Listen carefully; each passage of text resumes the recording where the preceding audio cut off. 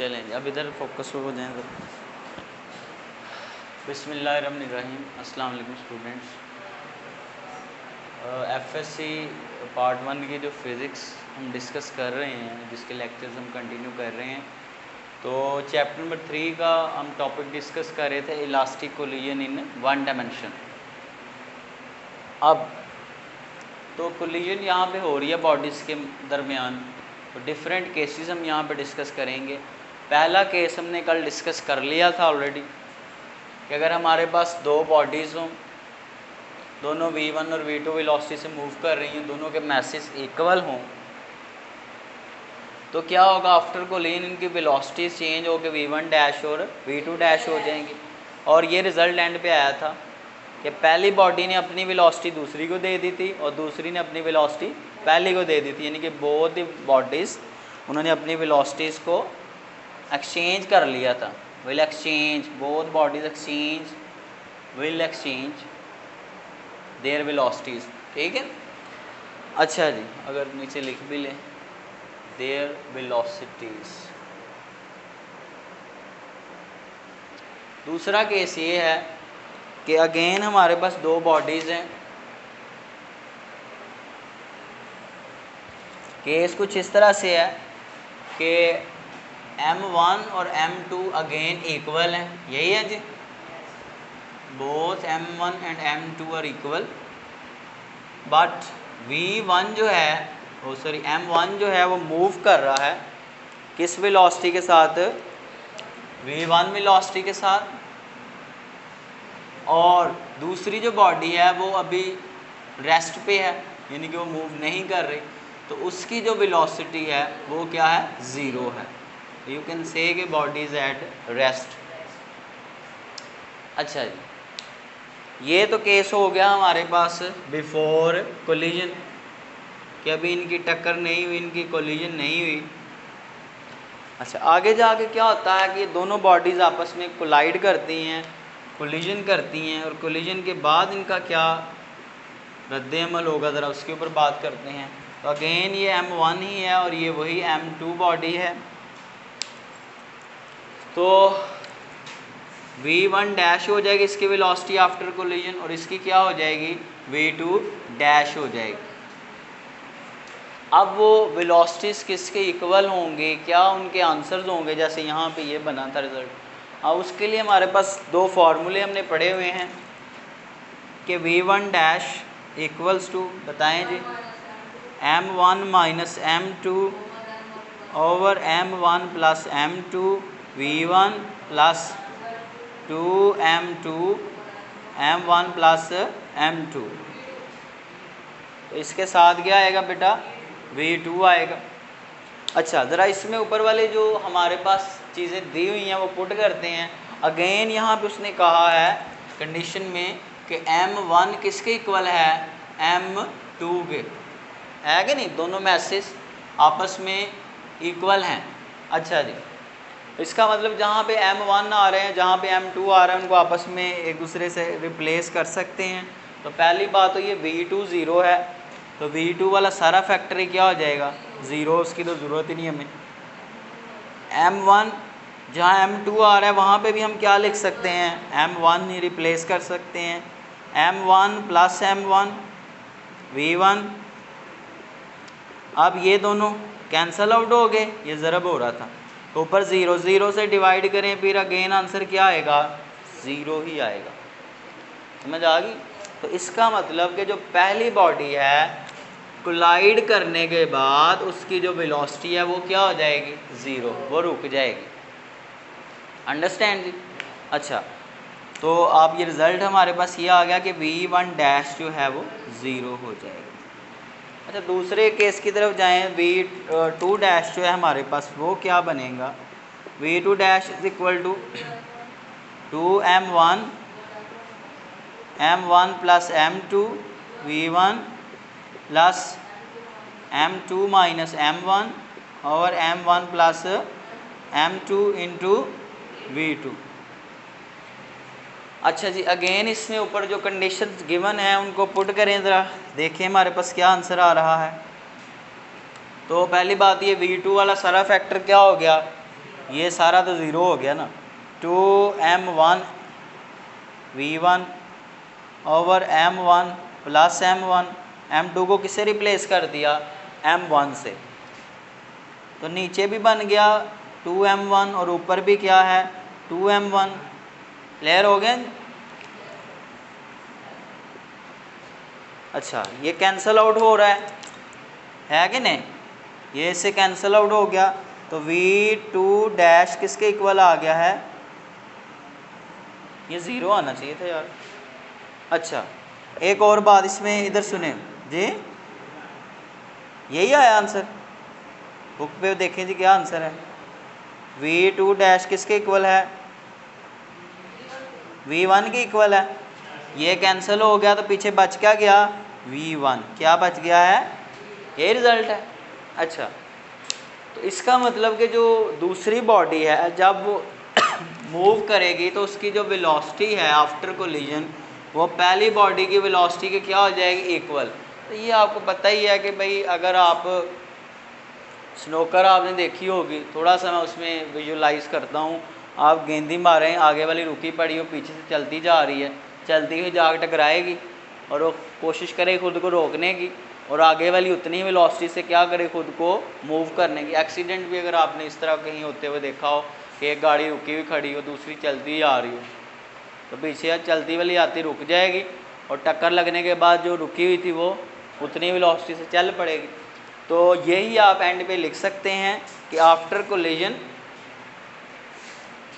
The velocity of first ball will be zero, यानी कि it will come to rest, पहली ball किस में आ जाएगी, रेस्ट में, and the second ball will continue to move with the velocity of first ball. लिख लेंगे इसको इंग्लिश में। तो बेटा अगर किसी को ना पता लगे तो ये बात वो दोबारा से रिवाइंड करके इसको सुन के ये सेंटेंस लिख सकता है। अच्छा, केस नंबर 3 हमारे पास कुछ इस तरह से है जी, क्या है, एक लाइट बॉडी है, वो कोलाइड कर रही है एक मैसिव बॉडी के साथ, किसके साथ, एक, तो लाइट बॉडी m1 है और मैसिव बॉडी यानी कि बड़ा मैस है, उसका ज़्यादा मैस है, वो m2 है, और उसने क्या किया, मैसिव रेस्ट पे है जी, m2 जो है वो रेस्ट पर है, यानी कि उसकी v2 कितनी है, 0 है। अच्छा जी, m1 जो है वो मूव कर रहा है कितनी वेलोसिटी से, v1 वेलोसिटी से। ध्यान से बेटा रियाज सुनो, मलक रियाज। तो ये है हमारे पास केस बिफोर कोलिजन, टक्कर से पहले। अच्छा, मैं इधर एक और कैलकुलेशन थोड़ी सी बीच में करने लगा हूँ, या थोड़ी सी जम्पशन जो आपकी बुक में भी गिवन है कि m1 इतना छोटा है m2 की निस्बत, यही समझ लें कि एक ट्रक है, उसके साथ आपने एक छोटी सी कोई बांटी सी मार दी है, ठीक है कि नहीं, या दीवार के साथ आपने गेंदी मार दी है, ये समझ लो, दीवार एक बड़ा मैस है और गेंदी छोटी सी है कि नहीं। अच्छा, अब m1 जो है वो वेरी वेरी स्मॉल है, किससे, m2 से। m1 बहुत छोटा है, किससे, m2 से, इतना छोटा है कि m1 कैन बी निगलेक्टेड, कि m1 को हम रद्द कर सकते हैं, कि इसको अपनी कैलकुलेशन से हम बेदखल कर सकते हैं, इससे कोई फ़र्क नहीं पड़ेगा। तो आप कह सकते हैं कि m1 जो है वो अप्रॉक्सीमेटली, उसको अंदाज़न क्या मान सकते हैं हम, 0, इसकी निस्बत ये उसके सामने क्या है, 0 ही है। बात समझ आई। अच्छा जी, तो ये कंडीशन आपने थोड़ी सी जो मैंने लिखी है ये आपने याद रखनी है। चलें हम आगे बढ़ते हैं ज़रा। तो अगेन v1 डैश और v2 डैश फाइंड करेंगे। तो यही जो इक्वेशंस है मैं इनको डायरेक्ट यूज़ करूँगा, ठीक है बच्चों। तो प्यारे बच्चों, इक्वेशन नंबर 1 को यूज़ करेंगे, बाय 1 गेट 1 फ्री, ठीक है। तो इक्वेशन नंबर 1 में हम देखेंगे, ये है equation number 1, v1 dash find करने लगे हैं जी हमारे पास। v1 डैश इक्वल्स टू, देखिए v2 अगेन क्या है, 0 है, तो सेकंड फैक्टर क्या हो गया, अब पहले फैक्टर में हमें कुछ करना पड़ेगा। तो m1 को हम अप्रॉक्सीमेटली क्या मान सकते हैं, 0 निगलेक्ट कर सकते हैं, m2 वैसे ही रहा ओवर m1 अगेन निगलेक्ट कर रहे हैं और m2 हमारे पास वैसे ही रहा। और आगे क्या है, v1 सॉरी क्या है v1। यहाँ तो बात समझ आई। अच्छा जी, अब इसमें देखें ज़रा नेक्स्ट हमारे पास क्या है, ये स्टेप कुछ इस तरह से बनेगा, -m2 ओवर -m2 v1, ये कैंसल आउट हो जाएंगे दोनों। तो अब ज़रा आप मुझे बताएंगे हमारे पास क्या बनता है, ये कैंसिल हो गए, माइनस भी ख़त्म हो गया, तो ये v1 डैश, ये रिज़ल्ट क्या बता रहा है कि अगर एक बड़ा सा ट्रक चल रहा है, सॉरी छोटी सी गेंदी जा रही है, तो जब वो टकराएगी तो टकराने के बाद भी उसकी वेलोसिटी उतनी ही रहेगी, सेम ही रहेगी। ये माइनस का साइन तो नहीं साथ आ रहा केस में, थर्ड केस में आ रहा है, तो फॉर्मूला सही लगाया हमने। ये नीचे यार प्लस था ना, ये देखो नीचे प्लस था, ठीक है बच्चों, तो ये साथ माइनस भी आएगा। इसका क्या मतलब कि गेंदी गई है जितनी वेलोसिटी से उतनी से ही वापस आई है, लेकिन डायरेक्शन क्या हो गई है, ऑपोजिट हो गई है। अंडरस्टैंड कर गए बात को। तो आप ये सेंटेंस लिख दीजिएगा, the first ball m1 will move with the same velocity before and after collision but opposite in direction। ये लिख लेंगे सेंटेंस ये, ठीक है। अच्छा जी, उसके बाद दूसरा हम फाइंड कर लेते हैं, हमारे पास वो क्या है, v2 डैश। अगर किसी को ना सेंटेंस लिखना है तो ये रिपीट करके इस चीज़ को वो सुन के लिख सकता है। v2 डैश हमारे पास क्या है, तो v2 तो फिर अगेन 0 हो गया। v1 वाली टर्म में जाएं तो उसमें ज़रा वैल्यूज़ पुट करते हैं, हमारे पास क्या बनती हैं, 2m1। तो m1 को हम यहाँ पे क्या कंसिडर कर सकते हैं, 0, क्योंकि वेरी स्मॉल बॉडी है। v1 ओवर अगेन m1 ये 0 ही ठीक है। चलें नीचे बेशक उसको अभी ऐसे ही रहने दें, m1 प्लस m1। अब देखें उसको अभी हमने नहीं छेड़ा, कि 0 से किसी चीज़ को डिवाइड करें तो आंसर क्या आता है, 0 आता है। क्या आता है, मल्टीप्लाई डिवाइड 0 से करें वो आपके पास 0 आएगा। अच्छा जी, तो v2 डैश का रिज़ल्ट हमारे पास क्या आया, 0 आया। इसका क्या मतलब, दीवार पहले भी रेस्ट पे थी, गेंदी टकराने से भी उसे कोई फ़र्क, वो अब भी रेस्ट पर ही है, ठीक है। तो इसका मतलब कि पंगा सोच समझ के लेना चाहिए, ठीक है, अपनी हैसियत के मुताबिक। हाँ बराबरी में पंगा बन रहा है, ठीक है, उधर नहीं भी लेना चाहिए आप पंगा, ठीक है। तो आगे वाले को देख के फिर उससे पंगा लें। चलें आगे हमारे पास केस नंबर 4 है। केस नंबर 4 में कुछ इस तरह से है कि एक लाइट बॉडी, ये क्या है, एक मैसिव बॉडी है और वो कोलाइड कर रही है एक स्मॉल बॉडी के साथ, और स्मॉल बॉडी किस में है, रेस्ट में है। क्लियर हो गया जी, यही है ना। अच्छा जी, m1 मूव कर रही है v1 वेलोसिटी से, और v2 यहाँ पे कितना है, 0 है, क्योंकि वो रेस्ट में है। ये बात समझ आ गई है। अच्छा जी, जब कोलिजन होगी, ये मैंने इधर डायग्राम इसकी नहीं बनाई बेटा, तो जब ये बॉडी वापस आए दूसरा टकराने के बाद, जब ये गेंदी m1 वापस जाएगी तो बस रहेगा सारा कुछ वही, वेलोसिटी बस अपोजिट हो जाएगी, ठीक है। ये बना लीजिएगा, इधर नहीं, मैं भूल गया हूँ। चलें, ये बिफोर कोलिजन हमारे पास केस है। अच्छा, ये आफ्टर सम इंस्टेंट दोनों आपस में कोलाइड करती हैं। अब कोलिजन के बाद ये भी, अब आपको पता है कि कोई बड़ा बंदा अगर आपको आगे चपेड़े मारनी शुरू कर दे तो क्या होगा। चलें अब देखें, हमारे पास दोनों आपस में कोलाइड कर गई। कोलाइड करने के बाद क्या होगा, पहले वाले को कोई फ़र्क और दूसरे वाले की दौड़ें लग जाएंगी है कि नहीं। तो अब देखें, साथ के साथ अगर किसी का लड़ाई हो जाए तो ये तो वैसे ही उसको दौड़ें लगवा देता है। चलें अब देखें, तो कोलाइड किया दोनों ने, वो छोटी ही बॉडी है m1, ये m2 है। तो v1 जो है वो कोलाइड करने के बाद भी वेलोसिटी उतनी रहेगी, उसमें कोई चेंज हम देखेंगे ये इक्वल ही आएगा। ये आप कैलकुलेशंस करेंगे जब, और ये जो है ये पहले से डबल दौड़ना शुरू कर देगी, यानी कि जितनी वेलोसिटी से ये आ रहा था, अगर ये 50 से आ रहा था, जब टक्कर होगी तो ये कितने से अब दौड़ेगा? 100 से। शरारते नहीं बेटा, 100 से अब दौड़ेगा। तो जो v2 डैश है वो क्या हो जाएगी? पहले वाली बॉडी के क्या हो जाएगी? डबल। अब तेज़ी से ये इधर को दौड़ेगा। अंडरस्टैंड जी? अब देखिए ये है हमारे पास आफ्टर कोलिजन, ये क्या है?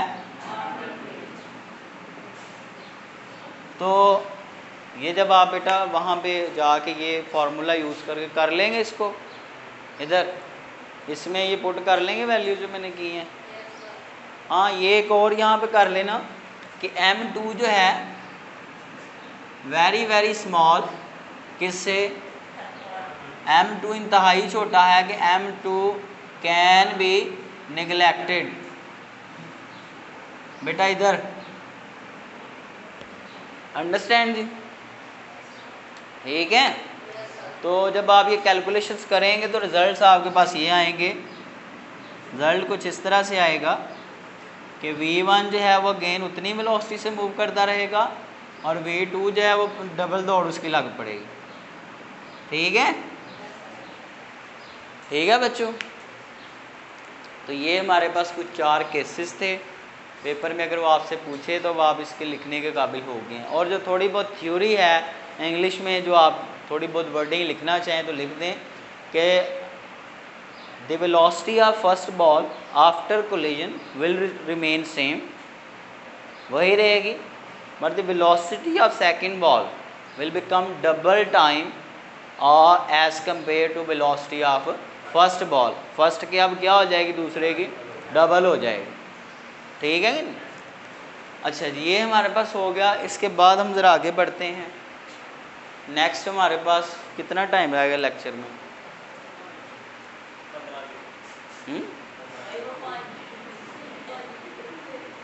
15 मिनट है। अच्छा, ये इसका देखो, इसकी कितनी रहेगी बैटरी, ये बंद ना हो जाए।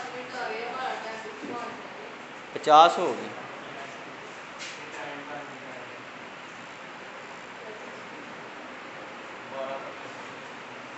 होते मैं कह रहा हूँ बैटरी देखो, इसकी बैटरी कितनी? 12% है, 12%। चलें चलें अब आगे देखें। अच्छा, इसके बाद 2 एग्जांपल्स हैं। वो एग्जांपल जो है हम करेंगे, उससे पहले अगर टाइम है तो हम एक और टॉपिक डिस्कस कर लेते हैं। करें शुरू? हाँ, force due to water flow कर लें जी? चलें बेटा। लेक्चर क्या हुआ है? टीचर वाला लेक्चर? हाँ, 6 मिनट है। चलें 1-2 एग्जाम्पल कर लेते हैं, फिर हम कर लें जी। अच्छा, आगे एग्जाम्पल है एक, आप बताएंगे मुझे उसके स्टेटमेंट। कह रहा है कि 2 बॉल्स हैं, एक का मास कितना है और दूसरी का 140 ग्राम। तो m1 70 ग्राम है और m2 140 ग्राम है। First initial velocity of first ball कितनी है? 9 मीटर पर सेकंड, और सेकंड बॉल की रेस्ट पे है तो कितनी हो गई? 0। अच्छा जी, तो ये हमारे पास हो गया डाटा इसका, ये हो गया जी सोल्यूशन। अब उसने हमसे रिक्वायरमेंट्स क्या है उसकी, कह रहा है कि बताएं कि कोलिजन के बाद v1 डैश कितनी हो जाएगी और v2 डैश कितनी हो जाएगी, यही है ना? अच्छा जी, अब देखें हमारे पास v1 डैश निकालने का क्या फार्मूला है, ये है ना? v1 डैश इक्वेशन नंबर 1 को यूज़ करें तो मैं डायरेक्ट वैल्यूज पुट करने लगा हूँ। v1 डैश इक्वल्स टू, इस फार्मूले को यूज़ करके m1 कितना है भाई हमारे पास? v2 0 है तो v2 वाला फैक्टर सारा ही क्या हो जाएगा? तो m1 है 70 माइनस m2 कितना है 140, नीचे भी कितना है 70 प्लस 140 और v1 कितना है भाई 9, यही है ना। तो 140 ही लिखा हुआ है। चलें अब इसके बाद देखें, अब इसमें ज़रा कैलकुलेशंस करें तो ऊपर क्या बच गया -70, नीचे 70 और 40, 210 हो गया जी, ऐसे ही है ना। ये शून्य कैंसिल इससे, 7 एक बार 7, 7 3 बार 21 बताएं जी क्या आता है -3 एक बार 3, 3 3 बार 9, ये हो गया -3 मीटर पर सेकंड। तो जो फर्स्ट बॉल की velocity after collision it will become -3 meter पर सेकंड। अच्छा दूसरी बॉल की क्या बन रही है, ये हमारे पास फॉर्मूला है अगेन v2 डैश। तो क्या फार्मूला है 2m, ये v2 वाला फैक्टर फिर से 0 है कि नहीं, 2m1, m1 कितना है 70 है, v1 9 है, ओवर m1 प्लस m2 है 70 प्लस 140 जी, क्या आ रहा है कितना 140 बटे में कितना आ गया 210 ज़रब 9, बताओ जी। ये 0 इससे कैंसिल, 7 2 बार 14, 7 3 बार 21, 3 3 बार 9, तो 6 आ गए, 6 मीटर पर सेकंड, ठीक है।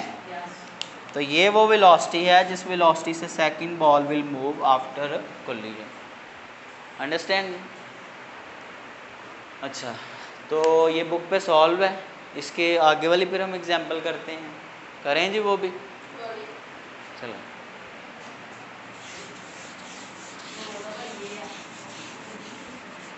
अच्छा आप सेकंड एग्जांपल की ज़रा बेटा ध्यान से सुने, बाद में फिर शुगल मेला भी लगा लेंगे, पहले इधर सुनिए।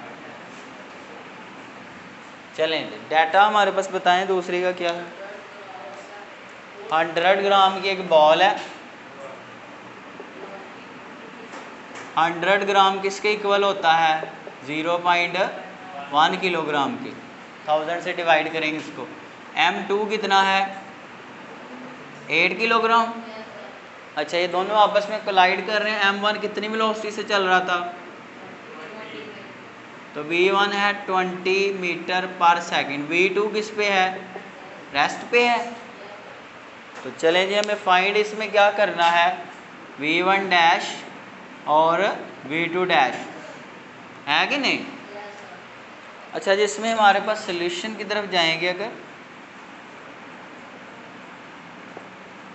तो सोल्यूशन कुछ इस तरह से है कि v1 डैश और v2 डैश अगेन इसी फॉर्मूले से हम निकालेंगे। तो v1 डैश v2 डैश वाला v2 वाला फैक्टर क्या हो जाएगा सारा 0, तो m1 बेटा कितना आया है 0.1 minus 8 over 0.1 plus 8 multiply v1 कितना है 20 है, बताएं जी क्या आंसर आ रहा है, सारे को सॉल्व करके बताएंगे क्या आ रहा है 19 0.5 19.5 मीटर पर सेकंड, अंडरस्टैंड जी। अच्छा इसके बाद हमें फाइंड करना है v2 डैश, क्या फाइंड करना है v2 डैश। तो v2 डैश अगेन इस फॉर्मूले से हम करेंगे। तो आप देखें ज़रा 2m1, m1 है 0.1 over m1 plus m2 0.1 plus 8 और v1 आगे आ रहा है 9 ही सॉरी 20 है जी। कैलकुलेशंस करके बताएं, पहले इन दोनों को मल्टीप्लाई करें, इन दोनों को प्लस करें, नीचे वाले जो आपको ऊपर वाले का जो भी है उससे डिवाइड करें, फिर 20 से मल्टीप्लाई करें 0.5, तो v2 डैश 0.5 मीटर पर सेकंड।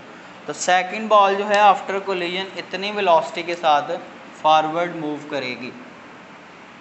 या जिस डायरेक्शन में भी मूव करेगी। अब आपका ये बुक पे ये डाटा वगैरह इस एग्जांपल का नहीं बनाया हुआ तो आप इसको बना लें अच्छे से, ठीक है। तो अपना ख्याल रखें बेटा, खुश रहें, आबाद रहें। अगर जो वीडियो बन रही है बेटा, इसमें अगर किसी किस्म की कोई इम्प्रूवमेंट्स की ज़रूरत है तो जो बच्चे देख रहे हैं कि कहीं से अगर लाइट नहीं सही पड़ रही है, कोई आप अपनी तरफ से सजेशन देना चाहते हैं तो आप वो कमेंट्स में अपनी राय, अपनी ओपिनियन या अपनी जो भी आपके बारे में, मेरे बारे में आप कहना चाहते हैं इस लेक्चर के बारे में, वो आप कह सकते हैं। अपना ख्याल रखें जी। अल्लाह हाफिज़।